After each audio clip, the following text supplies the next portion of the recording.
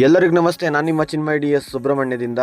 Exam ಅಂತ ಹೇಳಿ late ಮಲಗಿ ಬೇಗ ಎದ್ದು ಮುಖ ಎಲ್ಲ ಒಂದು ನಮೂನೆ ಆಗಿತ್ತು. ಸೂರ್ಯ ನಮಸ್ಕಾರ ಮಾಡು ಅಂತೇಳಿ ಹೊರಗೆ ಬಂದು ಸೂರ್ಯನ ನೋಡಿದರೆ ಸೂರ್ಯ ಕಾಣಲೇ ಇಲ್ಲ. ಬೇಗ ಫ್ರೆಶ್ ಅಪ್ ಆಗಿ ಕಾಲೇಜಿಗೆ ರೆಡಿಯಾಗಿ ಕಾಲೇಜಲ್ಲೇ ಓದಲಿಕ್ಕೆ ಹೊರಟೆ. ಎಂತ ಗೊತ್ತುಂಟಾ, ಫಸ್ಟ್ ಟೈಮ್ ಮಾರೆ ಎಕ್ಸಾಮ್ ಅಂದರೆ ಇಷ್ಟು ಯೋಚನೆ ಮಾಡ್ತಿದ್ದದ್ದು. ಬೈಕಲ್ಲಿ ಹೋಗ್ತಿದ್ರು, ಬರೀ ಎಕ್ಸಾಮ್ ಇದೇ ಚಿಂತೆ ತಲೆಯಲ್ಲಿ ಇತ್ತು. ಅಂತೂ ಇಂತೂ ಕಾಲೇಜಿಗೆ ಒಂದು ಬಂದೆ. ನನ್ನ ಬೈಕನ್ನು ಪಾರ್ಕ್ ಮಾಡಿ ಓದಬೇಕು ಅಂತ ಹೋದರೆ ಯಾರು ಕೂಡ ಬಂದಿರಲಿಲ್ಲ.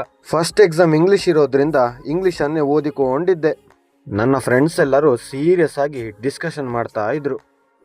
ಬೆಳಗ್ಗೆ ಇದ್ದಂಥ 2 ಎಕ್ಸಾಮನ್ನು ಮುಗಿಸಿ ಊಟ ಮಾಡಿ ಬೇಕರಿಗೆ ಬಂದು ಒಂದು ಜ್ಯೂಸ್ ಕುಡ್ಕೊಂಡು ನೆಕ್ಸ್ಟ್ ಯಾವ ಎಕ್ಸಾಮ್ ಉಂಟು ಅದರ ಬಗ್ಗೆ ಯೋಚನೆ ಮಾಡ್ತಾ ಇದ್ದೆ. ಇವತ್ತು ನಮಗೆ ಟೋಟಲ್ 3 ಎಕ್ಸಾಮ್ ಇತ್ತು. ಆ 3 ಎಕ್ಸಾಮನ್ನು ಕಂಪ್ಲೀಟ್ ಮಾಡಿ ಮೈಂಡ್ ಸ್ವಲ್ಪ ರಿಲೀಫ್ ಆಯಿತು. ಹಾಗೆ ಸೀದಾ ಕಾಲೇಜಿಂದ ಮನೆಗೆ ಬಂದೆ. ಕಾಲೇಜಿಂದ ಮನೆಗೆ ಬಂದು ಬೇಗ ರೆಡಿಯಾಗಿ ಪೇಟೆಯಲ್ಲಿ ಸ್ವಲ್ಪ ಕೆಲಸ ಇತ್ತು, ಹಾಗೆ ಸೀದಾ ಪೇಟೆಗೆ ಹೊರಟೆ. ಪೇಟೆಗೆ ಬಂದು ನೋಡಿದರೆ ಪೇಟೆ ಫುಲ್ ಖಾಲಿ ಖಾಲಿ, ಜನನೇ ಇರಲಿಲ್ಲ. ಮತ್ತು ನಮ್ಮ ವರುಣ ಬರ್ಬೋದು ಅಂತೇಳಿ ಬೇಗ ಮನೆಗೆ ಹೋದೆ.